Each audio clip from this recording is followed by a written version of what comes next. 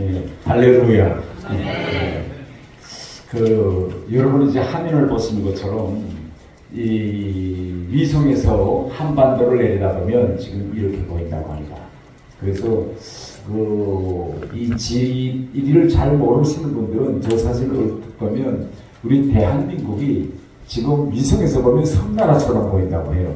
왜냐하면 정말 우리는 빛이 많은 이런 나라이고 북한은 빛이 없는 아무리 나라에서 전기가 있는 나라와 전기가 없는 나라를 이렇게 위성에서 보면 마치 우리 대한민국이 섬나라처럼 보인다.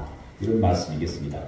그러면 또 역으로 이건 어떤 또 의미를 보여주는가 하면 저렇게 우리 대한민국은 중국, 이전 소련, 북한, 또 동유럽이라는 이 거대한 지구의 절반 이상을 차지했던 그런 공산 붉은 제국에 우리가 끝자락에 간신히 붙어있는 손나라나 다름없습니다.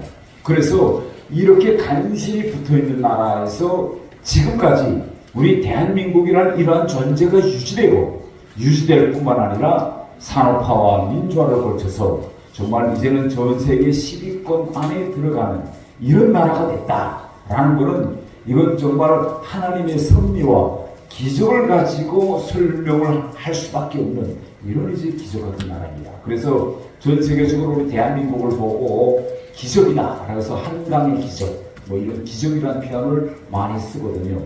그러면 우리가 어떻게 돼서 오늘 이렇게 좋은 나라가 되고 만민이 와서 살고 싶어하는 나라가 되었느냐? 저는 우리 대한민국이 태어날 때 이승만 대통령께서 우리 첫 지역은 국회 때 우리나라의 첫 발걸음을 기도로 시작한 데서 저는 시작했다. 이렇게 보고 있습니다. 전 세계에 국가들이 많이 나옵니다. 이제 인류가 발전하면서. 그러면 많은 국가들이 무너지고 새로운 국가가 나오는 이 과정에 우리 대한민국처럼 첫 발자국을 뗄 때 하나님께 기도를 올리고 첫 발자국. 소리가 너무 커서 귀가 아프니까 좀 벌려주세요. 아 그래? 네. 소리를 조금. 네. 괜찮은가요? 네. 네. 이렇게 국가가 태어나서 첫 발자국을 뗄 때 인간으로 말하면 아기가 처음으로 땅을 짚고 일어서면서 첫 발자국을 뗄 때 하나님께 기도를 올리고 첫 발자국을 뗐다. 이런 나라는 이런 국가는 전 세계에 없어요. 저도 한번 대한민국과 유사하게 국가가 탄생을 선포하는 그날 그 순간에 기도를 올린 나라가 있느냐 찾아보니까 제가 찾아본 데는 아직 없어요. 예. 물론 미국이라는 나라도 생기고 프랑스라는 나라도 다 이 세상에 국가들이 태어날 때 뭐 헌법을 만들고 이런 건 있었지만 첫 의식을 기도로 시작한 나라는 아직까지 제가 찾아보지 못했어요. 그래서 이게 우리가 대한민국이 저렇게 거대한 붉은 공산 제국의 끝자락에 겨우 매달려 있는 이런 나라에서 지금과 같이 이런 기적이 일어났다는 것은 달리는 설명할 수밖에 없는 하나님의 기적, 하나님의 승리로밖에 설명할 수 없다. 이렇게 말씀드립니다. 그런데요, 자, 남과 북의 여러 가지 차이가 많습니다. 뭐 이념적 차이, 제도적 차이, 뭐 여러 가지 차이가 많은데 그 중에서도 가장 큰 첫 번째 차이는 뭘까요? 여러분 보시기에 한국에는 가는 곳마다 교회가 많습니다. 아멘. 한국에서는 자유롭게 하나님을 믿을 수 있습니다. 아멘. 우리에게는 신앙의 자유가 있어요. 그런데 북한에는 신앙의 자유가 없습니다. 그러면 신앙의 자유가 있는 것과 신앙의 자유가 없는 것이 어떻게 다르냐? 가장 첫 번째로 다르면 지금 남가국이 분단된 지 80여 년이 되옵니다. 그런데 신앙의 자유가 있으면 어떻게 되느냐? 제가 와서 보니까 인간의 신장이 커져요. 북한은 신앙의 자유가 없기 때문에 지금 남과 북에 보면 신장이 작아집니다. 사람이. 그래서 지금 북한 사람들의 평균 키가 한국인에 비하면 15 내지 20cm 작아졌어요. 80년 동안에. 네. 이게 가장 큰 차이입니다. 그 다음에 두 번째요. 이게 문화적으로 대단히 이제 흥미로운. 제가 한국에 2016년에 왔거든요. 한국에 와서 제가 TV를 틀면서 아주 정말 이상하게 생각했던 게 뭔가 하면 이게 북한과 전혀 다른 현상입니다. 한국에서 TV를 틀면 여러 가지 광고들이 나오는데 그 광고 중에 제일 많이 나오는 광고가 어떻게 하면 살을 좀 뺄 수 없을까 이런 광고가 많아요. 요새 무슨 어떤 다이어트 약이 뭐 새로 나왔다든지 뭐 어디 헬스를 어떻게 하면 좋다든지 요가가 좋다든지 뭐 어디 필라테스가 뭐 어떻게 하면 인간이 살을 빼겠느냐 이런 광고 이런 얘기로 하루 종일 사람들이 이야기합니다. 아 이거 걱정도 이거 요새 살이 좀 쪄서 큰일 났네. 그런데 북한 사람들이 걱정은 뭘까요? 아침에 눈을 뜨면 오늘 하루 뭘 먹을까? 어떻게 하면 하루 3끼를 먹을까? 이겁니다. 한국에서는 여성들과 남성들이 항상 자기 몸을 어떻게 하면 살을 빼고 어떻게 하면 젊게 보이고 이런 생각을 한다면 북한 사람들은 어떻게 하면 살을 좀 찌울 수 없을까? 어떻게 하면 이 얼굴에 좀 살이 두툼하게 보일 수 있을까? 이런 걸 합니다. 왜냐하면 북한에서 남성들 같은 경우에는 배가 얼만큼 나왔느냐 살이 얼만큼 쪘느냐 이걸 가지고 그 사람의 사회적 지위와 권력의 소유를 평가합니다. 이렇게 신앙의 자유가 있는 것과 신앙의 자유가 없는 것이 이렇게 결국은 큰 변화를 가져오고 있습니다. 자, 저는 이렇게 지금 북한에 여러 가지 변화들이 있는데 하나님께서 어떤 변화들을 지금 남과 북에서 만들고 계십니다. 이 점을 좀 이야기하고 싶습니다. 하나님께서는 인간을 만들어 놓으실 때 모든 인간은 다 평등하다고 만들어 놓았습니다. 그런데 인류 역사 전 과정을 돌이켜보면 하나님께서 말씀하신 대로 또 인간이 하나님께서 창조하신 대로 그 형상으로 닮아가기 위한 것으로 인류의 역사가 흘렀다고 볼 수 있습니다. 그래서 모든 사람들 사이에 이런 평등화를 실현하는 과정으로 되어 있다고 볼 수 있는데 북한은요 역대적으로 21세기에 와서 지금에 와서도 인간의 이 평등함을 인정하지 않습니다. 그래서 북한은 제도적으로 어떻게 하는가 하면 북한에 있는 전체 주민들을 4개 계층으로 제도적으로 갈라놓고 있습니다. 이하면 이런 겁니다. 북한에서는 이걸 보고 출신 성분이라고 하는데 크게 보면 북한에서는 주민들을 3개로 갈라놨습니다. 하나는 핵심 계층, 가운데는 동료 계층, 마지막에는 적대 계층 이렇게 갈라놓고 있는데 핵심 계층 하면 일명 우리가 정치 용어로 보면 지배계층이라고 하는데 이걸 북한에서 한 10 내지 20% 정도 사람들이 지배계층, 북한식 표현은 핵심 계층에 들어갑니다. 나머지 70 내지 80%의 북한 주민들을 동료 계층이라고 합니다. 마지막에 10%부터 20% 사이에는 적대 계층. 그래서 제도적으로 이렇게 주민들을 갈라놓고 있습니다. 그러면 저 같은 사람은 북한에서 어느 계층에 속했을까요? 옳습니다. 핵심 계층에 속했습니다. 북한에서는 어느 계층에 속하느냐라는 게 따라서 제일 먼저 뭐에 결정되는가 하면 어디에서 살 수 있느냐 이렇게 결정됩니다. 주거가 결정돼요. 그러면 핵심 계층들은 어디서 살까요? 옳습니다. 핵심 계층들은 평양에서 삽니다. 두 번째로 북한에서는 어떤 교육을 받느냐 이것도 어느 계층에 속하느냐에 따라서 어떤 교육까지 받을 수 있느냐라고 결정됩니다. 제가 북한에서 외교를 했거든요. 핵심 계층이기 때문에. 그래서 저는 어릴 때 이 평양 외국어학원에 제가 다니는 학교예요. 이 평양 외국어학원이라는 학교에 제가 갈 수 있었습니다. 그런데 여기 가서 제가 12살부터 영어를 배웠거든요. 그러면 핵심 계층에 속하지 않은 사람이 12살부터 저런 학원에 가서 영어를 배울 수 있을까요? 없을까요? 이건 영어 핵심 계층에 속하지 않으면 이걸 배울 수 없습니다.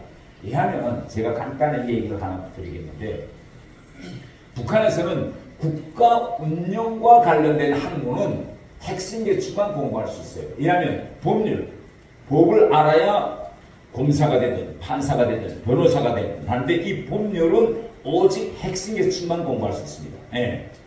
그러면 군적으로 공부를 제일 잘하는 학생이 있었다. 그런데 본인이 나는 꼭 검사가 돼가지고 한번 좀 이 개천에서 용이 났다는 이런 좀 말을 듣고 싶어 라는 일들이 북한에서 있을 수 있습니다. 실제 있은 이야기인데요. 북한에 한 애가 태어났어요. 태어났는데 공부 정말 잘합니다. 그런데 그 애의 할아버지도 탄광에서 일하는 탐부였고 아버지도 탐부였습니다. 그래서 본인이 자기 집안이 그 동네에서 제일 못 살기 때문에 어떻게 하는 내가 공부를 잘해가지고 가만 보니까 그 동네에서 제일 잘 사는 게 검사예요. 그래서 나는 어떻게나 검사 돼가지고 북한에서 검사하면 대단하거든요. 그래가지고 내가 한번 이 동네에서 제일 잘 살아버리라 해서 열심히 공부해가지고 시험만 치면 군적으로 1등을 했습니다. 얘가 1등을 했어요. 1등을 해가지고 꼭 검사에 대리라 해가지고 1등을 진짜 하면 북한에서는 이걸 보고 학과경연이라고 하는데 도적인 학과경연에서 얘가 1등을 했기 때문에 1등자는 자기가 어느 대학 어느 학과에 가겠다 어느 학교에 가겠다는 걸 결정할 수 있어요. 그래서 본인이 뭘 결정했는가 하면 이거 보고 신청서라고 하는데 신청서에다가 나는 김일성 종합대학 법무대학교에 가겠다. 판사가 검사가 되고 그렇게 써서 이제 학교 교장 선생님한테 갖다 줬어요. 학교 교장 선생님이 그걸 보더니 가만히 있다가 너는 법을 공부할 수 없다 이렇게 이야기합니다. 그러니까 애가 아니 내가 저쪽으로 1등 했는데 아니 국가 규정에 1등한 자에게는 학부를 결정할 수가 되는데 왜 교장 선생님은 내가 법을 배울 수 없다고 하세요. 그러니까 교장 선생님이 내가 차마 얘기 못 해주겠는데 너한테 집에 가서 할아버지하고 아버지한테 물어봐라.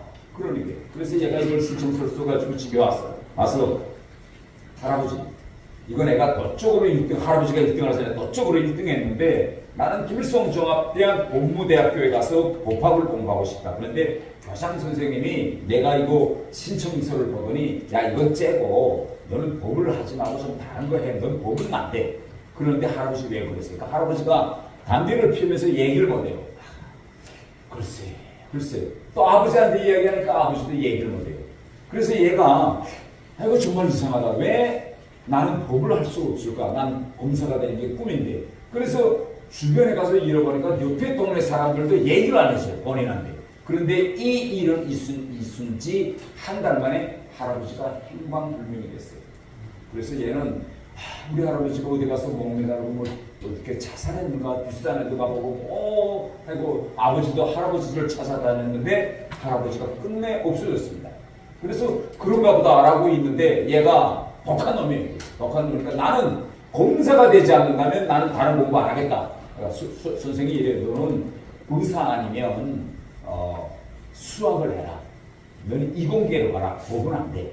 그런데 얘가 난 그걸 안 한다면 안 한다. 그다음부터 얘가 공부를 안 하고 완전히 타락해서 대학도 안 가고 공부도 안 하고 맨날 놀기만 하는데 하루 종일 밤에 자는데 아버지가 깨웁니다. 빨리 일어나. 일어나니까 오늘 저녁쯤으로 우리가 압록강을 건너가야 되는데 이제부터 아버지한테 물어보지 말고 우리를 따라와. 그래서 하늘에 거저 불현듯 일어나서 맨몸에 아버지를 따라서 압록강까지 왔어요. 압록강까지 오니까 북한군이 이제 장교하고 북한군이 기다리고 있어요. 도착하니까 북한군이 뭐랍니다. 용감, 돈 가져왔네. 그러니까 아버지가 돈 가져왔습니다. 빨리 보자. 그러니까 돈을 꺼내는데 정말 그 동네에서 제일 못 사는 집인데 아버지가 품에서 3,000불을 꺼내기. 3,000달러. 3,000달러를 꺼내서 장교한테 주는 거니까 장교가 딱 전주를 보더니 3,000불 딱 맞으니까 건너가되 다시는 오지 말라. 내가 건너갔다가 온 날에 내가 죽으니까 너 절대 오지 말고 3,000불을 딱 챙기고 전지를 끄고 빨리 건너가. 그래서 아버지와 가족이 압록강을 건너서 중국에 딱 넘어오니까 거기서 꾸간이 또 기다리고 있다가 돈 가져왔네. 돈 가져왔다. 보자. 이쪽 주머니에서 3,000불이 또 나와. 이렇게 못 사는 집에 있을 수가 없는데 아버지가 3,000불을 주고 꿍한테 주니까 꿍한이 또 쫙 해보더니 맞으니까 빨리 가라. 그래서 꿍한을 피해서 산에 올라오니까 자그마한 스타렉스만한 차가 기다리고 있는데 거기서 또 물어봐요. 돈 가져왔냐. 아버지 주머니에서 3,000불이 또 나와요. 그래서 돈을 내면서 그 다음에 그 차를 타고 어디까지 왔느냐? 라오스까지 왔어요. 라오스까지 와서 아버지와 온 가족이 한국에 도착했는데 더 기가 막힌 일은 인천 비행장에 내려서 도착해보니 죽은 줄만 알았던 할아버지가 한국에 와서 아이고 내 손자야 이제는 내가 너를 법을 공부시킬 수 있게 됐다 라고 할아버지가 인천 비행장에서 그 손자를 품에 안습니다. 그 할아버지는 어떤 분이었을까요? 여러분 한번 잘 추측해보세요. 당연히 대단하신 분이죠. 네. 할아버지는 어떤 분이었을까요? 그래서 그 친구 지금 한국에 와서 지금 법을 공부하고 있어요. 그 할아버지는 누구냐? 할아버지는 국군 포로입니다. 국군 포로였어요. 그런데 더 기가 막힌 일은 뭐냐? 이 친구가 한국에 와서 공부하는데 제일 힘든 게 영어입니다. 북한 사람들이 한국에 와서 공부하는 게. 왜 영어가 힘든가? 아이 때부터 영어를 배우지 못했는데 한국에 와서 갑자기 뭐 영어 발음을 하자 보니까 영어 시험을 이거 통과할 수가 없어요. 그런데 기가 막힌 거는 평생 북한에서 탐만 캐던 할아버지가 손자를 오라고 하더니 이제부터 내 영어 공부는 내가 배워줄게 라고 하면서 얘는 할아버지가 영어를 할 줄 몰랐거든요. 할아버지가 영어를 배워주기 시작하는 거예요. 그래 알아보니까 할아버지가 6.25 전에 한국에서 뭐 했는가 하면 한국에서 서울대 영어 교수를 하다가 미군 통역으로 나갔다가 포로가 된 거예요. 근데 할아버지가 북한에 있을 때 애한테다가 자기가 영어 교수였으니까 영어를 배워주겠단 말. 애가 영어 공부하기 그렇게 막 힘들어하는데도 할아버지가 북한에 있을 때 애한테다가 영어 한마디도 안 했어요. 왜 안 했을까요? 그 이유는 할아버지가 영어를 안다는 걸 손자한테 이야기하면 손자가 물어볼 거잖아. 할아버지 그렇게 영어를 잘하는데 왜 저 탄광 막장에 들어가서 탄을 캐세요? 그럼 할아버지가 그 애한테 나는 국군 포로였다라고 얘기하는 순간에 그 애가 공부할까요? 안 할까요? 에? 포기하죠. 그러니까 이 할아버지는 절대 애한테다가 자기가 국군 포로라는 걸 얘기를 안 한 거예요. 그러니까 애는 그것도 모르고 열심히 공부해서 1등까지 올라왔지. 딱 법을 공부하자고 법학교에 신청서를 넣는 순간에 학교에서는 다 아니까 신원자로 다 했으니까 이 집안은 국군 포로 가족이어서 법을 공부할 수 없는데 이렇게 법을 공부한다니. 그러니까 교장선생님이 알린다. 근데 본난 데는 동네에서도 차마 말 못하고 왜? 애한테 상처가 될까봐. 네. 그런데 결국 할아버지가 애가 대학에 못 가는 걸 보는 순간에 내가 죽더라도 손자만은 공부시켜야 되겠다고 목숨을 걸고 안노공을 걸면서 한국에 온 거예요. 한국에 오니까 국군 포로로서 두 번 딱 되니까 맞으니까 국가에서는 뭐를 주느냐? 보상금을 주는 겁니다. 매덕을 줘요. 그러니까 이 할아버지가 이걸 가지고 또 부록한 데 찾아가서 이 돈 가지고 우리 가족을 다 데려와라. 그래서 온 가족이 다 한국에 온 거예요. 그래서 제가 왜 이야기를 하는데 이렇게 북한은 대단히 모든 주민들을 딱 계층으로 갈라놓고 이렇게 유지하는 사회다라는 걸 말씀드리겠습니다.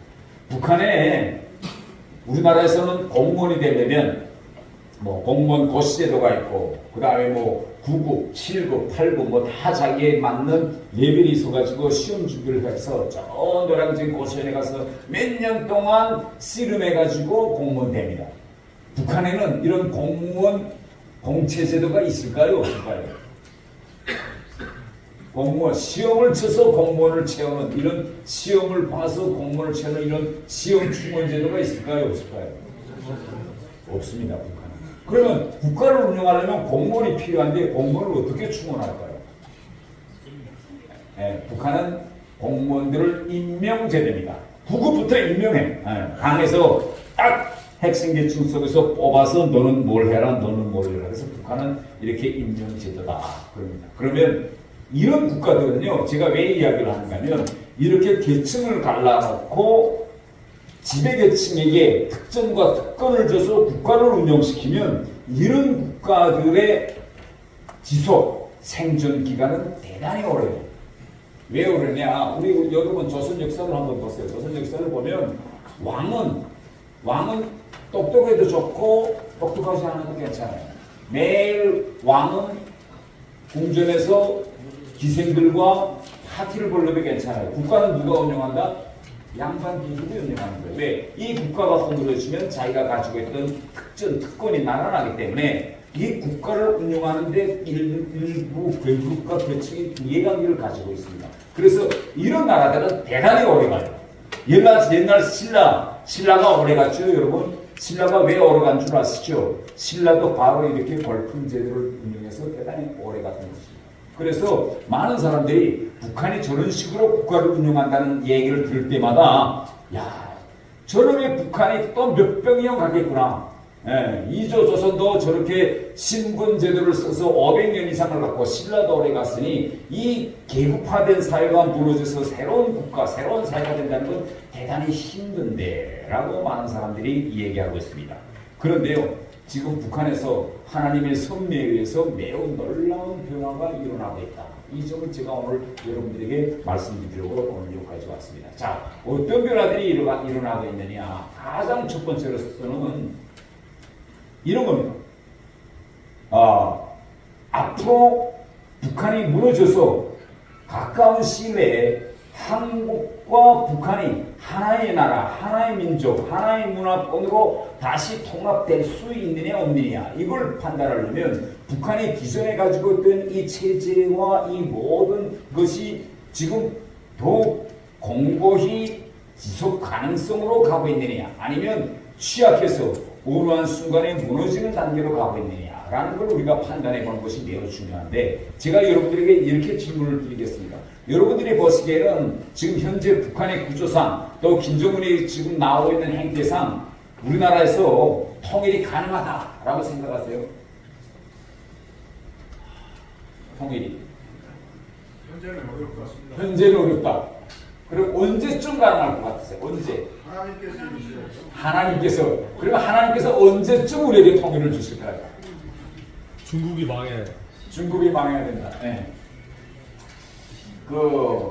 언제쯤 하나님께서 우리를 통일을 주실까? 북한이 언제쯤 무너질까에 대해서 지금 전 세계적으로 또 우리 학자들도 대단히 치밀하게 북한을 들여다보면서 계산하고 있습니다. 그런데 아주 흥미로운 연구 결과가 나왔어요. 어디서 나왔는가 하면 독일에서 나왔습니다. 독일의 신문 프랑크푸르트 알게마이네 자이팅이라는 독일에서 제일 큰 신문인데 여기에 독일 전문가가 뭐라고 썼는가 하면 독일이 분단되었을 때 동부독일에서 있어났던 상황을 북한에서 일어나고 있는 현실에 대입시켜 보니까 앞으로 한반도에서 15년 내로 통일이 일어난다. 이런 연구 결과를 발표했어요. 15년. 네. 그러면 왜 이 사람이 15년이라는 숫자를 이야기했느냐? 독일 사람들이 뭘 연구 논문을 발표할 때요. 말하지 않거든요. 독일 사람들은 이 계산을 대단히 잘합니다. 그리고 이 독일 사람들이 어떻게 무엇을 가지고 이런 계산을 하고 있느냐라는 걸 제가 말씀드릴게요. 가장 이 사람이 첫 번째로 바라본 것은 국가를 유지하고 있는 그 경제제도, 이 경제제도가 어떤 단계를 걸쳐서 지금 변화 발전하고 있느냐 이걸 들여다봤어요. 그래서 남과 북을 비교했을 때 남한은 우리는 시장경제거든요. 그러면 북한의 사회주의 경제체제가 지금 남한 쪽으로 시장경제 쪽으로 움직이고 있느냐 안 있느냐 이걸 이 사람이 첫 번째로 봤어요. 가장 첫 번째는 자 북한이 이제 시장경제 시스템인데 이게 북한에서 이야기하고 있는 장마당입니다. 장마당. 언제 때 장마당 사진인가 하면 1990년대 말 2000년대 초에 장마당이에요. 근데 이때 당시에 이 장마당을 북한에서는 메뚜기장이라고 했어요. 메뚜기장, 북한 사람들이. 그러면 왜 이것이 메뚜기장이라고 했을까요? 사진을 보면.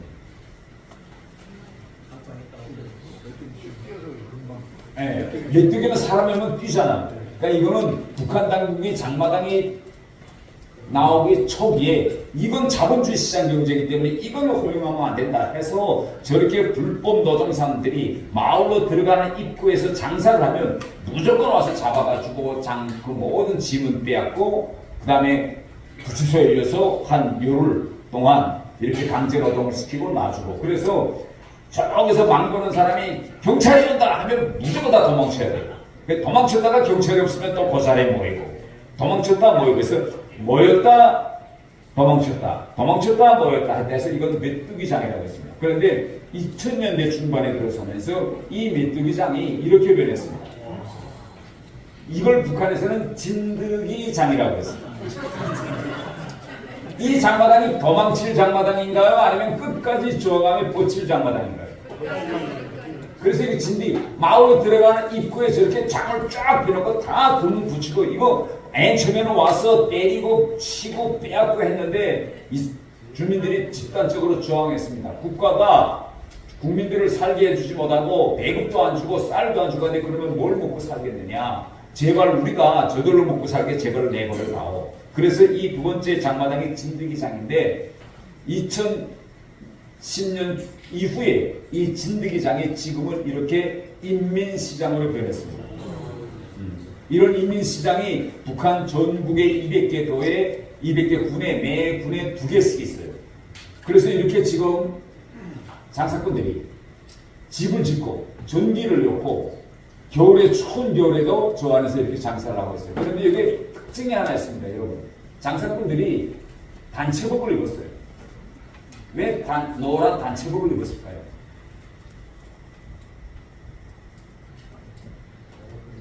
자, 여기는 단체복을 안 입었잖아요. 근데 왜 여기에 들어와서 단체복을 입었을까요? 세금 내니까. 네? 세금 내니까. 어떻게 해요? 세금. 정확합니다. 세금 때문입니다. 북한이 이제는 경제적으로 사회주의 계획경제를 가지고서는 국가가 운영을 할 수 없어요. 돈이 안 들어오니까. 그러니까 이제는 국가가 개인들이 저들이 인정하지 않았던 시장경제 개인 장사꾼들한테서 세금을 받아내야, 북한에서는 장세라고 해요. 장세를 받아내야 예산을 보충할 수 있는데 그걸 받아내기 위해서 장사를 허용해주고 허용해준 데 대한 세금을 받자니까 저걸 단체복을 입히지 않으니 누가 세금을 내는 사람인지 아닌지 알 수가 없어요. 그래서 장사를 허용해 줄 때는 단체복을 줍니다. 너 꼭 이거 입고 해라. 그러면 경찰이 들어와서 저 붉은 색깔의 단체복을 입지 않고 장사하는 건 뭘까요? 세금 안 내는 사람들을 잡아서 장마당 밖으로 내쫓습니다. 그래서 지금 현재 북한 인구의 73%가 국가계획경제가 아니라 장마당의 요구에서 생활하는데 점점 이 퍼센티지가 늘어나고 있어요. 점점. 네. 그런데 가장 특이한 현상은 이 장마당에 지금 한국 상품이 엄청 많이 들어와 팔리고 있다는 거예요. 가장 인기 있는 상품은 한국 상품 중에서 뭘까요? 네? 라면. 그 다음에 네? 초코파이. 그 다음에 화장품이 제일 인기 있어요. 왜냐면 북한 장마당에는요 한국 상품 팔다가 큰일 납니다. 그러니까 제일 부피가 작으면서도 크기가 작으면서도 부가가치가 제일 높은 게 화장품이에요. 그래서 위에는 중국 화장품을 넣고 바로 요 밑에는 저 장사꾼들 요 밑에는 한국 화장품을 넣고 있어요. 네. 그래서 좀 사람들이 와서 여성들이 와서 한국 화장품 살 때 물어봅니다. 좋은 거 뭐 있느냐? 그러면 여성을 찾고 이 여성은 꽃냄새가 좀 나네. 이 정도 옷 입은 여자는 중국 화장품 쓸 여자가 아니야. 그러면 이렇게 말해요. 아줌이 나한테 아래 동네 화장품이 있다. 그래요. 그러면 진짜요? 진짜요? 좀 보자요. 자기 그 사람들 안 볼 때 팍 꺼내서 줍니다. 그러면 그 화장품을 보고 이제 진짜가 아닌가. 저 짝퉁이도 많아요. 중국 사람들이 만든 짝퉁이. 근데 이제 너무 계속 한국 화장품을 써본 여자들은 로션도 탁 한 모금 찍어서 얼굴에다 발라보면 진짜인지 아닌지 금방 합니다. 그래서 제일 인기 있는 게 한국 화장품이에요. 뉴스에 들어간 한국 화장품. 그래서 북한 경제가 이렇게 변하고 있다. 다음 변하는 건 뭔가면 젊은 20대, 30대들의 소비 성향과 또 20대, 30대들의 어떤 문화 콘텐츠를 보고 있느냐. 이게 완전히 지금 달라지고 있습니다. 네. 그래서 소구독일 학자가 딱 보니까 옛날 동구독일이 망할 때 보니까 어디서부터 이 균열이 일어나기 시작했느냐. 20대, 30대가 어떤 노래를 듣고 어떤 영화를 보며 어떤 책을 보는가에 따라서 그 나라, 그 국가의 미래가 결정된다. 이렇게 이제 생각한 거예요. 그런데 이 사람이 간 이제 연구해 보니까 북한의 젊은이들이 지금 20대, 30대는 다 뭘 보고 있느냐? 한국 영화와 드라마를 보고 있어요. 그런데 지금 젊은이들이 한국 영화나 드라마를 그저 보고 있는 걸로 끝이는 것이 아니라 젊은이들이 영화나 드라마를 보면 어떻게 할까요? 따라하죠. 네, 따라하는 겁니다. 이게 점점 앞으로 한국의 또 북한의 체제를 무너뜨릴 수 있는 큰 기폭제로 이제 될 거다.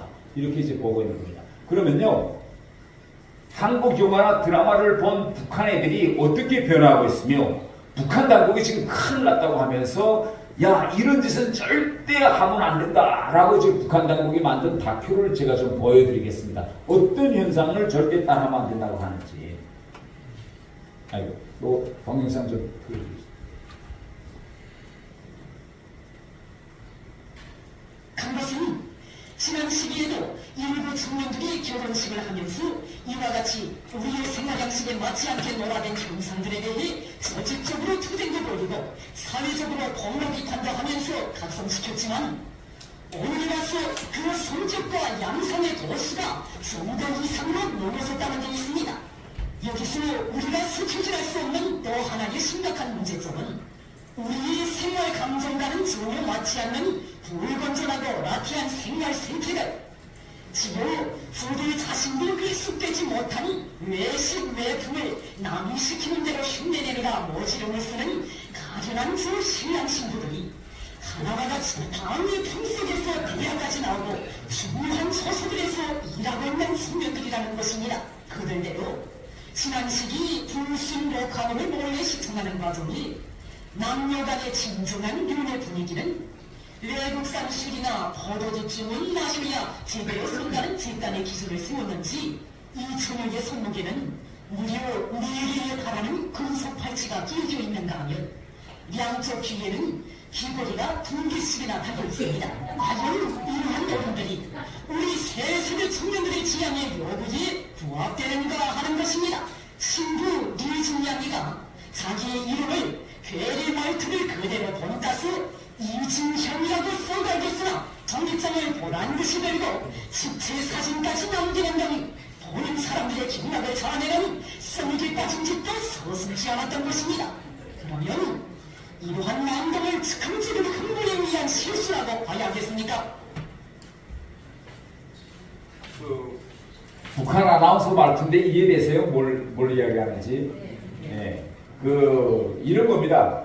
남과 북은 우리 부흥 법칙에 의해서 집안의 성씨를 부르는 방법이 달라요. 우리는 이씨라고 하잖아요. 이. 북한은 이씨가 없습니다. 다 니라고 해요. 니. 우리는 노. 북한은 노란 노씨가 없고 로 이렇게 말하고 이렇게 해서 뭐 이렇게 성씨 부르는 방법이 남북이 다릅니다. 그런데 지금 옛날 세대들, 그러니까 우리가 8.15 독립전의 세대들은 남북의 성씨를 다 같이 썼어요. 그때는 남과 북이 같아. 근데 지금은 주민등록부터 시작해서 성씨를 이렇게 다르게 씁니다. 북한에 대해서의 2030 세대는 남과 북이 이렇게 성씨를 다르게 쓴다는 걸 몰랐어요. 그러다가 한국 영화와 드라마를 보니까 한국엔 니씨가 없는 거예요. 다 이씨인 거예요. 그러니까 지금 북한 젊은이들이 소개팅 나가서도 뭐 이름을 교환하고 성함을 교환할 때 자기도 모르게 불현중 자기 이름은 니진양이라고 주민등록증에 되어 있는데 성함을 이진양, 이자라고 이야기한다는 거예요. 특히 이제 영화에서 이제 나온 건 뭔가면 결혼식 날 북한 아직도 옛날처럼 이제 100년 소약을 쓰라 그래요. 신랑 신부가 머리가 파뿌리 될 때까지 이 영원히 죽을 때까지 같이 한다. 그리고 이렇게 서약서처럼 글을 남기는데 이거 카메라로 지금 카메라맨이 이걸 찍는데 이 신부가 그만 깜빡하고 자기 이름을 리진양이라고 써야 될 걸 모르고 이진양이라고 쓰는 거예요. 저게 카메라에 잡혀서 잡혀갔어요. 그러니까 지금 이게 뭔가면 본인이 이거 내가 이진양이라고 하면 안 돼 라는 걸 알고 있었지만 매일 한국 영화를 보다라니 저도 모르는 사이에 그렇게 된 거예요. 평양 지금 북한에서 어떤 법을 만들었는가 하면 평양 문화호 보호법 이 법을 만들었어요. 그 법의 구체적인 내용은 한국 서울말씨 한국식 표현을 쓰면 어떻게 형사적으로 처벌한다는 것이 구체적으로 나와 있는데 그 법을 읽어보면 정말 우리가 보고는 너무나도 호황하고 우스운 내용이 많습니다. 가령 이하면 오빠란 이런 표현이 있거든요. 그러면 북한에서는 이걸 딱 규정했어요. 오빠란 7혈육간에 같은 아버지, 어머니 양에서 태어난 친혈육간에만 오빠라고 할 수 있다. 가정 안에서 아내가 남편을 보고 오빠라고 했다. 오빠야. 그럼 어떻게 될까요? 네? 오빠라고 했으면 잡혀갑니다. 형사처벌감에 절대 이거 쓰지 마라 이렇게 돼 있어요. 네. 길거리를 가는데 남녀가 가는데 여자가 남자를 보고 오빠야 오늘 우리 뭘 먹을까 이렇게 말했는데 뒤에 사법경찰이 들었어. 그러면 순간 스톱 하고 신분증을 벗어날 수 있어. 만약 둘이 진짜 오빠면 괜찮아. 그런데 신분증을 보니까 아니야. 그럼 어떻게 될까요? 경찰서로 잡혀갑니다. 네. 이렇게 다 이제 한국말, 왜 젊은이들이 저도 모르는 사이에 다 서울말 쓰니까 아까 영화에서 서두에 보셨죠? 아파트 출입구 입구에서 남녀가 친한 남녀가 만나서 끌어안고 빙빙빙 돌잖아요. 그런데 북한에서는 이거는 절대 하면 안 된다. 남녀가 남들이 다 보는 공공장소에서 저렇게 뽀뽀하고 입 맞추고 끌어안고 돌면 안 된다. 이런 거예요. 근데 북한 애들은 원래 이런 거 모르다가 한국 영화 보니까 한국은 뭐 저 정도가 아니고 지하철 안에서도 뽀뽀하고 나가잖아요. 그러니까 이게 진짜 좋네 하고 지금 북한 애들은 길거리 가면서도 손잡고 가고 이러거든요. 혹시 여기에 계시는 분들 속에서 남들 보는 공공장소에서 자기 신랑하고 뽀뽀해 보셨어요? 버스정류소에서? 없죠? 네. 지금 북한에서는 지금 제일 북한의 곳곳 학교 이런 데서 뭘 가지고 여자애들하고 싸우는가 하면 여자애들의 치마 높이 무조건 북한은 규정이 어떻게 되는가 하면 무릎에서부터 10cm 내려오게 돼 있어요. 치마가. 근데 지금 북한 여자애들은 하루에 치마가 10번을 올라갔다 내려갔다 하는 거예요. 대학에 들어갈 때는 앞에 딱 규철대가 있으니까 치마를 내려 입었다가 대학 정문을 통과하는 순간에 다시 치마가 올라가요. 그래서 하루에 10번을 치마가 오르내는데 그런데 왜 이 김정은 당국이 이걸 심각하게 이 치마 높이를 왜 심각하게 보는가 하면 여러분 우리나라에 민주주의 개념이 먼저 왔을까요? 아니면 미니스커트가 먼저 왔을까요? 미니스커트가 먼저. 그래서 앞으로 이놈의 나라가 변하느냐 변하지 않느냐 이걸 보는 데서 이 치마 높이가 대단히 중요하다는 거예요. 근데 지금 북한 젊은이들은 여자들은 다 미니스커트를 입고 싶어한다. 치마가 당국의 눈이 없을 때는 올라갔다.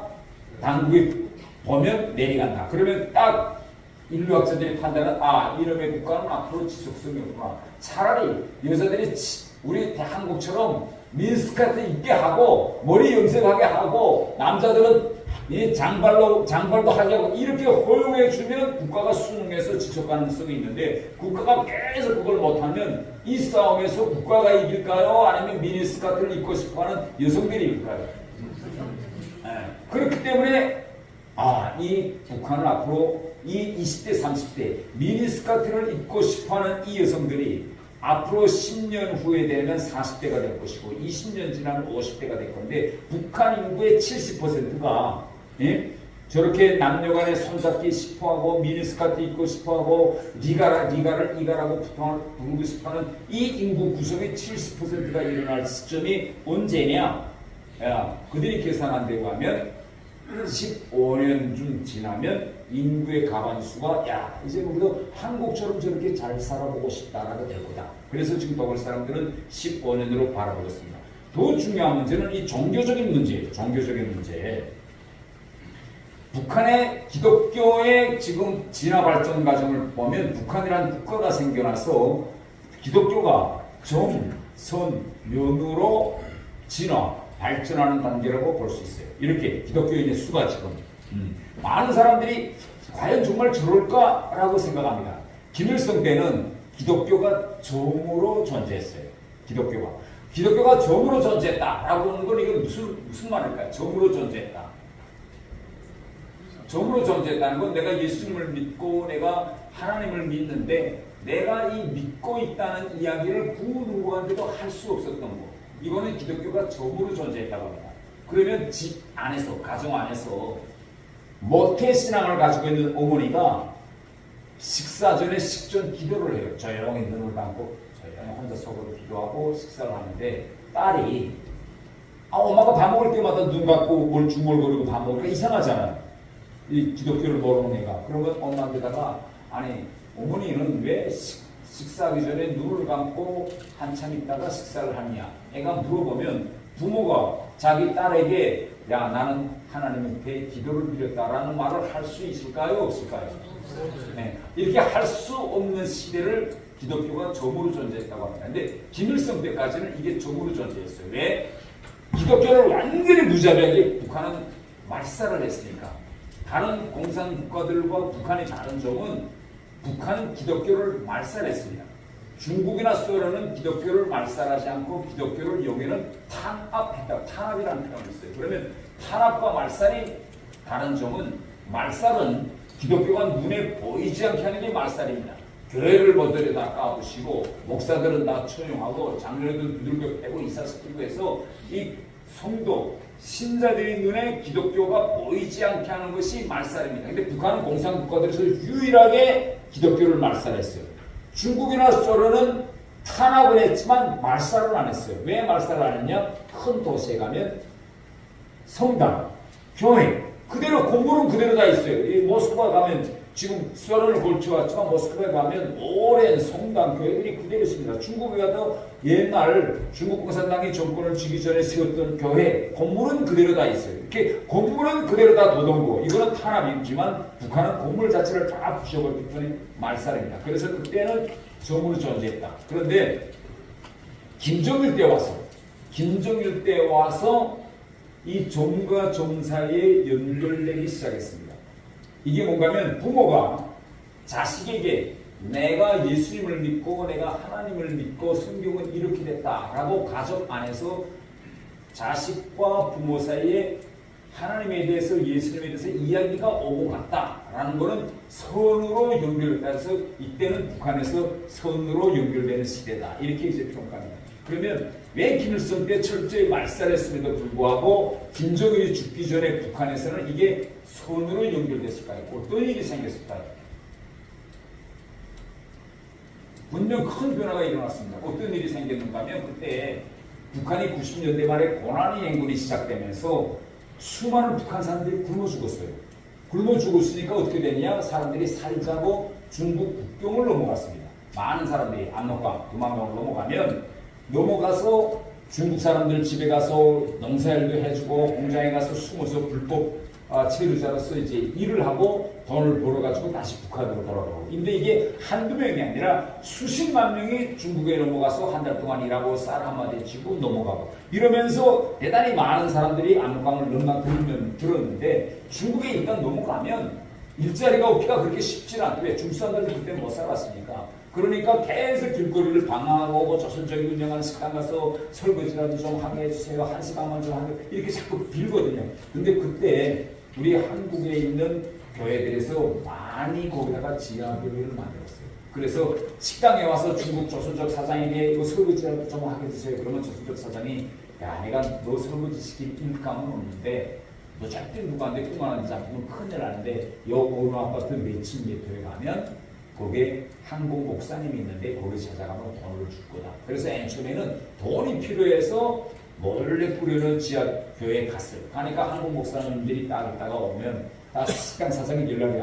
북한 사람이 간다. 그러면 아이고 얼마나 고생했냐. 와 앉아라 하고 너 이제 한 달 있다 갈 때 내가 돈 좀 주겠으니까 나가서 다니지 말고 성경책 봐라.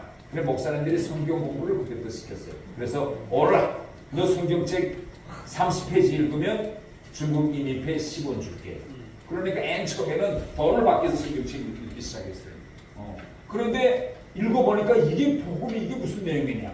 그래가지고 이제 성경책 다 읽으면 돈을 주어서 들어보면 이러면서 중국에 갔던 사람들이 많은 사람들이 성경을 접하고 왔는데 어떤 구중에서 부모가 모태 신앙에 많은 사람들이 들어갔다가 와서 집에 와서 자기 부모한테는 그 이야기 하는 거예요. 내가 이번에 중국에 갔는데 엄마 내가 이거 성경이라는 걸 읽어봤어. 그러니까 엄마는 안 돼. 엄마는 교회 생활했으니까. 그러니까 그래 어떻게 됐든 하니까 이야기해. 그래서 그 다음부터 부모와 자녀 사이에 하나님과 예수님에 대한 이야기를 시작했다라는 게 그래서 조미의 시대가 왔습니다. 지금 김정은 시대에 와서 면의 시대가 왔습니다. 그러면 면이라는 건 뭘까요? 면. 기독교가 면으로 넘어갔다 하는 거예요. 예? 옳습니다. 이거는 면이라는 건 뭔가면 이 기독교가 집안 밖으로 나갔다는 거예요. 네. 집안 밖으로 나가서 밖에 나가서 나와 비슷하게 예수님을 알고 있는 사람, 성경을 알고 있는 사람을 찾아서 저 사람이 분명 예수님을 믿는 사람인데 라고 가서 툭툭 건드려요. 너 예수님을 믿느냐. 그런데 이상한 건요. 저는 그렇게 못 해봤어요. 이렇게 지하교회. 이상한 거는 몰래 찾아다니면서 신자들을 찾는 사람 눈에는 이게 보인다는 거예요. 아, 이 사람이 분명 신자인데. 그래서 완전히 모르는 사람들끼리 교제가 돼가지고 지하 종교망이 생겨나고 있어요. 여러분, 북한에 지하 종교망이 있다라는 말 믿으세요? 들었죠? 그러면 오늘 제가 뭘 보여주겠는가 하면 얼마 전까지만 해도 북한이 지하 종교망이 있다는 걸 인정 안 했어요. 왜냐하면 망이라는 글자가 붙으면 지하 종교망, 요 마지막에 망이라는 거 붙인다는 건 뭔가 하면 사람들의 무리가 한두 명이 아니고 일정한 정도 무리가 오늘 우리 여기 남전도에 우리 성도님들이 모인 것처럼 어디에 모여서 예배도 드리고 찬송화도 드린다는 걸 말합니다. 망이라는 건 교회처럼 교회 건물을 짓지 못했기 때문에 교회란 말은 못 붙이고 이동하면서 사람들이 모여서 예배하고 종교의식을 할 때 망자가 붙이는데 지금은 북한이 어느 정도인가 하면 이게 한두 곳이 아니니까 야 이제부터 이거 조용히 하면 안 되겠다 해서 북한 전국적으로 어떤 지금 캠페인을 벌리는가 하면 이렇게 지하 종교망을 찾으면 무조건 당국에 보고해라. 그래서 전국적인 신고 시스템을 만들었습니다. 만들었죠.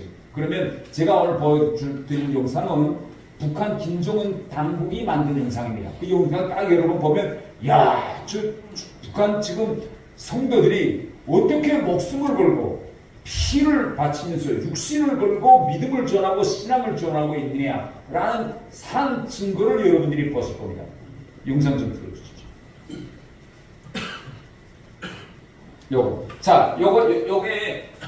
요게 보십시오. 항해북도 안전부. 요게 지금 요 영상 시작할 때 항해북도 안전불안하고 이게 12편이에요. 그러니까 우리 한번 데이터상 생각해 봅시다. 북한에 도가 도대체 몇 개이고 한 개 도에서 이거 12편짜리 1시간 45분짜리를 오늘 제가 강연을 해서 10분을 압축했어요. 그러면 4개 도에서 이렇게 반종교 영화를 만들었다면 이게 12편이라면 북한의 지하 종교망이 몇 개나 될까?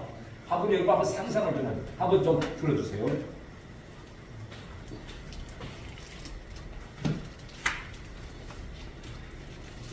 사람들이 말과 행동에서 의심스러운 것이 있으면 제때 신고하자 이겁니다.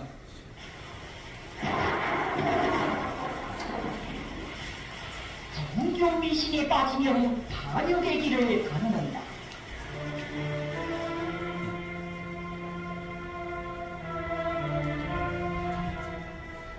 과학과 기술이 발전된 오늘날에 와서도 세계의 많은 나라 사람들은 종교와 미신이 호황하다는 것을 알면서도 종교 미신에서 벗어나지 못하고 있습니다.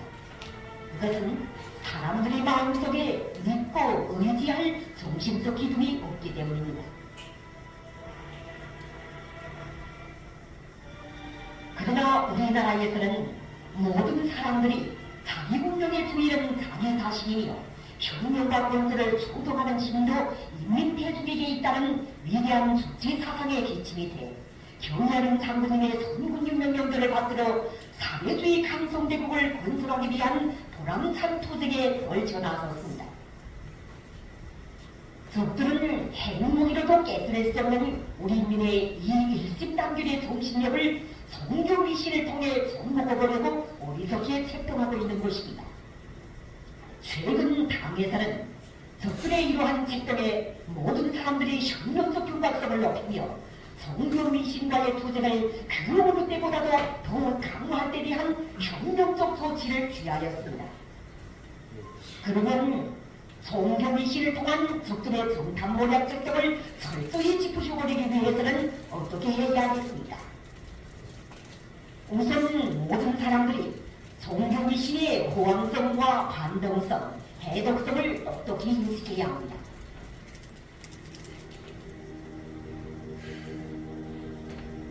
종교와 미신은 다같이 하느님이나 신에 의해 사람들의 운명이 지어진 것이기 때문에 운명에 순종하며 내세에 가서 행복하려면 하느님이나 신을 잘 받들어야 한다는 반동적인 교리로서 사람들에게 굴정과 멍매를 주입시켜 모조리가 되게 할 뿐만 아니라 당과 혁명을 반대하게 하는 반혁명적 사상 독서입니다.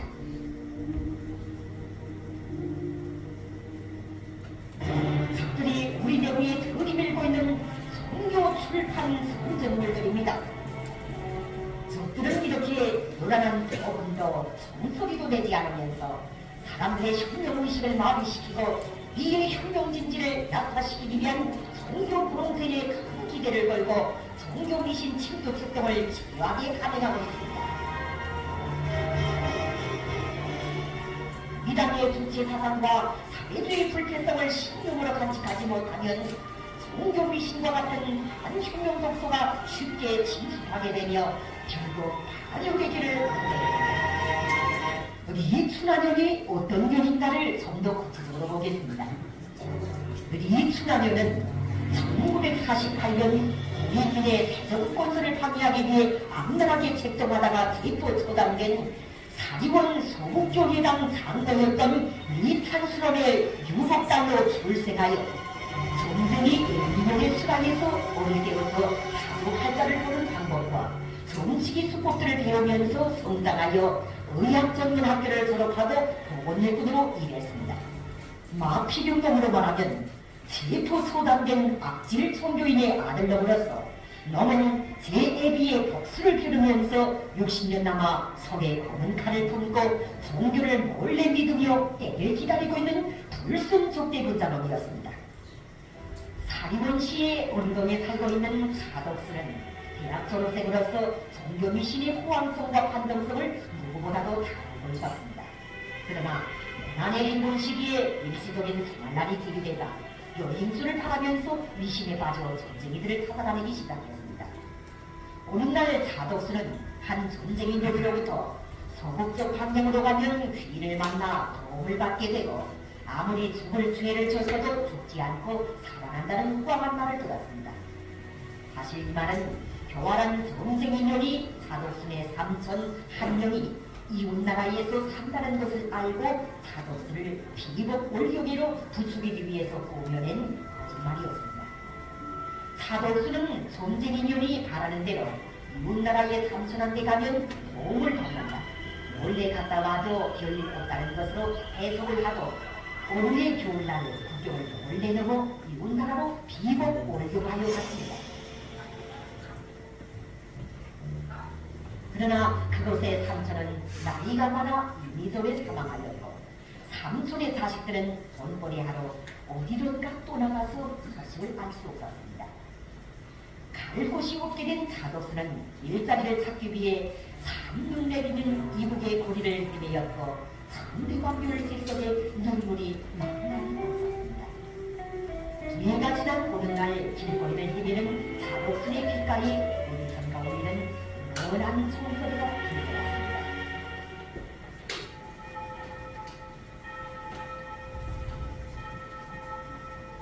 차덕수는 자기도 모르게 그것으로 발걸음을 옮겼습니다. 정소리는 서탑교회에서 울리는 정소리였습니다. 서탑교회는 목상에 위장된 신분을 가진 남조선 괴뢰 정탐기관 놈들이 운영하는 것으로서 이것은 놈들이 갈 곳 없어 찾아오는 비복불경자들에게 반공하고 종교교육을 주어 간첩으로 전락시키는 정탐모략 서울이었습니다. 미신에 빠져있고 신념에 혹고치 못했던 차덕수는 여기에서 하느님의 다리를 설교하는 정탐리들의 설교에 넘어가 하느님을 숭배하는 종교 광신자가 되었으며 결국 놈들의 애로 되었습니다.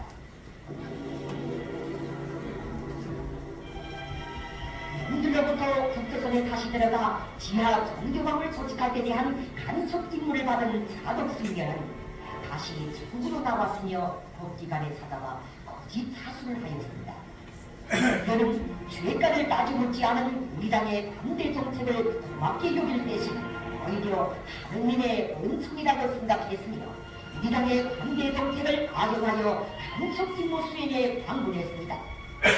이어는 생활곤란을 내세우고 장사에 미묘하게 함흥, 정진, 예산을 비롯한 여러 곳을 돌아치면서 신념이 없는 불평불만자들과 병으로 앓고 있는 사람들 그리고 지난 시기 종교와 미신을 믿던 자들과 그 자녀들을 찾아내서 돈과 물건으로 매수하고 종교 교리를 선전했습니다.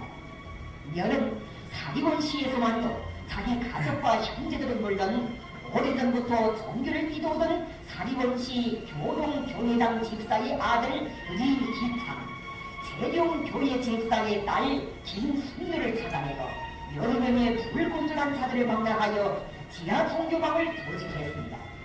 그리고 매주 일요일이면 바쁜 영사철에도 안식일이라고 하면서 신자들을 모아놓고 기도를 올리고 찬송가를 부르며 종교 교리를 학습하는 등 일요 예배 모임을 어김없이 조직했습니다. 사독승려이 사람들의 눈을 피해가며 일요일날 교황산에 섞인 곳에 신자들을 모아놓고 일요 예배 모임을 하는 장면을 촬영한 사진자를 우리가 일면 잡힌다고 성교미신에 빠져 부활한 하느님의 세상을 세우기 위해 출동하던 성교 광신자 사독승려의 정체는 경각성 높은 군중들의 신경에 대해 공부하고 있습니다.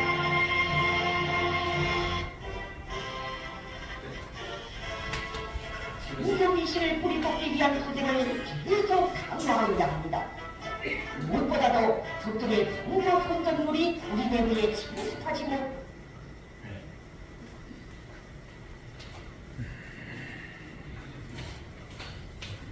방금 여러분이 보신 저 영상에 나오신 분들은 그 몇 년 전에 북한 사리원시, 북한 사리원시 우리 휴전선에서 한 1시간 정도, 1시간 반 정도 승용차가 사리원시에서 공개 처형된 사람들입니다. 다 순교자들이죠. 그래서 북한이 이들을 죽일 때 이들이 하나님을 믿던 성도, 신자들이었다 알아야 죽인 것이 아니라 이들은 간첩들이다. 그래서 북한에서는 이 기독교 성경책을 가지고 있다 잡히면 간첩 형벌을 가해서 간첩으로 죽이고 있는 것입니다. 그래서 이게 12편 사리원시에서만 있던 종교망들이에요. 그러면 우리가 이게 12편인데 12편까지 용어가 나왔으면 도대체 사리원시 한 개 도시에 지하 종교망이 몇 개나 있었을까? 그리고 이걸 전국적으로 따져놓으면 몇 개일까라는 이런 대략적인 숫자가 지금 나오고 있는 것입니다. 그런데 여러분이 한번 전 이거 보면서 영화에도 있잖아요. 일요일날 바쁜 농사철에도 빠짐없이 주일날 예배를 받다고 그래요. 그러다 잡혔습니다. 지금 다 통짜 그 예배를 보다가 그 신고가 들어가서 불의에 들이쳐가지고 예배 받던 사람들 다 잡혀서 공개 이제 총살됐거든요. 저걸 보면서 저는 정말 이 북한과 같은 사회에서 정말 목숨을 걸고 저렇게 신앙을 믿고 신앙을 전파하고 차덕순, 북한식으로 말하면 그 사리원시의 큰 종교망의 결국은 책임자나 같은 분인데 전 시내를 돌면서 모태신자를 찾아내서 망을 조직하고 일요일 날 저렇게 예배 보다가 지금 현장에서 잡혀서 결국 순교했습니다. 다음 동영상은 어떤 동영상인가 하면 낙지철, 북한에서 낙지철이라고 말하고 우리는 오징어. 이 오징어철이 되면 북한 사람들은 배를 다 타고 바다에 나가요. 바다에 나가서 밤잠을 자면서 거기서 오징어를 잡습니다. 그런데 군인들도 먹을 거 없기 때문에 각 부대별로 작은 배를 만들어 가지고 나가서 육지로 들어오지 않고 현장에서 낙지를 잡고 있어요. 그런데 이런 군인들을 찾아다니면서 복음을 전하고 성경책을 배포하다가 잡혀요. 잡혀 처형됐고 북한에서 공개 총살됐는데 어떤 일이 있었는지 지금 북한이 만든 동영상을 한번 좀 보시겠어요?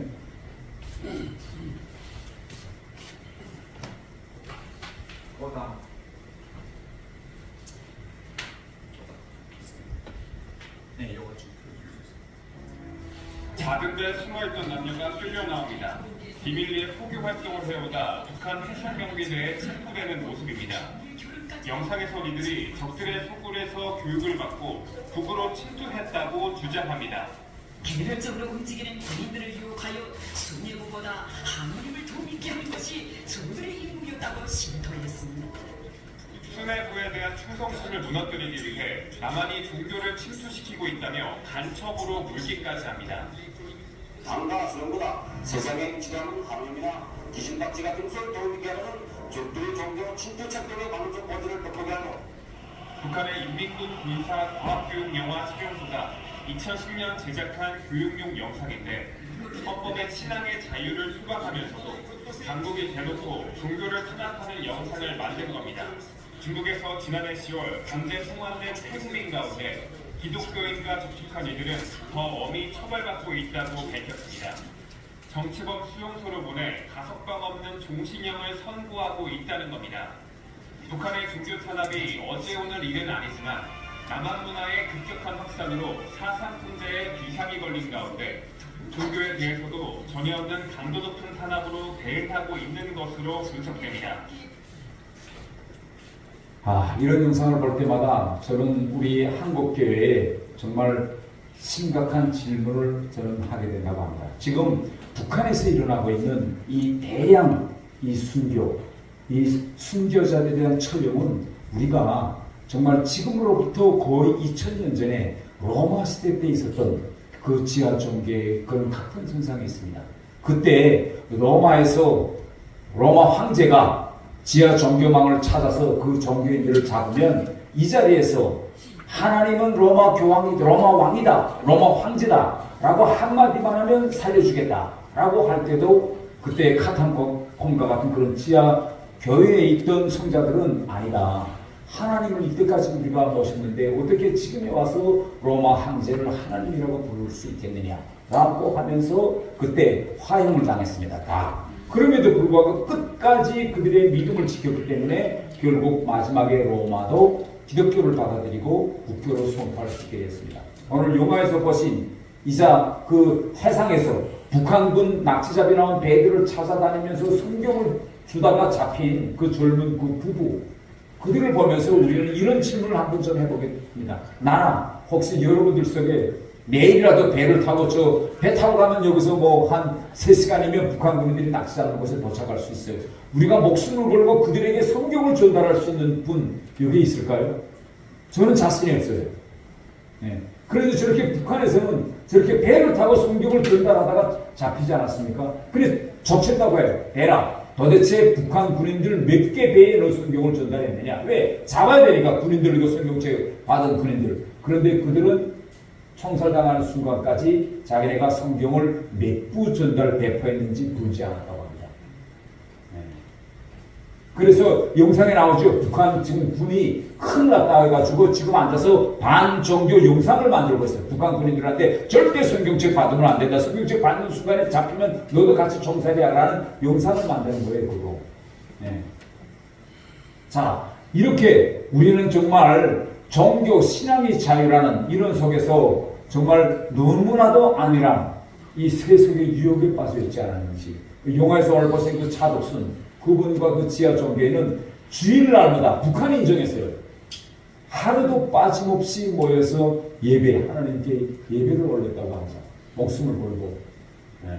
저는 그래서 이렇게 생각합니다. 앞으로 남북이 통일된다면 저렇게 수십 년 동안 고난과 신원 속에서 목숨을 바쳐가면서 지킨 그 신앙, 그것이 앞으로 불씨가 되어 씨앗이 되어가지고 앞으로 다시 대한민국이 21세기의 전 세계가 따라배우는 그런 신앙의 그런 새로운 예루살렘으로 될 수 있다. 저는 이렇게 생각합니다. 오늘 우리 여기에 모이신 남전도회 우리 성도분들, 지금 오늘 이 순간에도 지금 북한의 저런 신자들은 목숨을 걸고 믿음을 지키고 복음을 전하러 다루고 있는데 우리는 지금 안일함에 빠져서 그런 세속화의 유혹에 지금 빠져 있지 않은지, 정말 신앙의 자유 속에서 우리가 너무나 방종하지 않는지 이런 질문을 저 스스로에게도 던져봅니다. 제가 북한에 있을 때 성경책 하면 성경책은 다치기만 하고 보기만 해도 죽는다 해서 성경책을 대단히 신성시하고 도대체 그 안에는 무슨 내용이 있을까 계속 일생평균 궁금했거든요. 그런데 한국에 와서 너무나도 성경책을 10회에 족하니 오늘 아침 제가 이 충남 이 노회에 오면서 제 책장에 꽂혀있는 성경책을 봤어요. 그 성경책 위에 먼지가 있더라고요. 예, 그러니까 너무나 쉽게 얻으니까 저도 너무나 쉽게 이 기순함, 신앙의 자유를 제가 느끼지를 못하고 있는 것 같습니다. 그래서 오늘 우리 저렇게 목숨을 바치면서 신앙을 지키고 그것을 복음을 전하고 있는, 또 하나님께서 저렇게 섭리하셔서 저렇게 새로운 21세기의 새로운 그런 복음의 씨앗을 만들어 나가시는 이 과정을 보면서 앞으로 우리 여기 계시는 모든 분들이 어떤 중보 기도 제목을 정하고 북한의 성도들을 위해서 그들을 단순한 동정의 대상이 아니라 앞으로 우리가 그들을 따라 배워 신앙의 고울로 삼고 새로운 복음을 하겠는지 새로운 기력을 올리겠는지 다시 한번 돌아보는 좋은 기회가 되었으면 하면서 제 오늘 간증 강의를 마치겠습니다.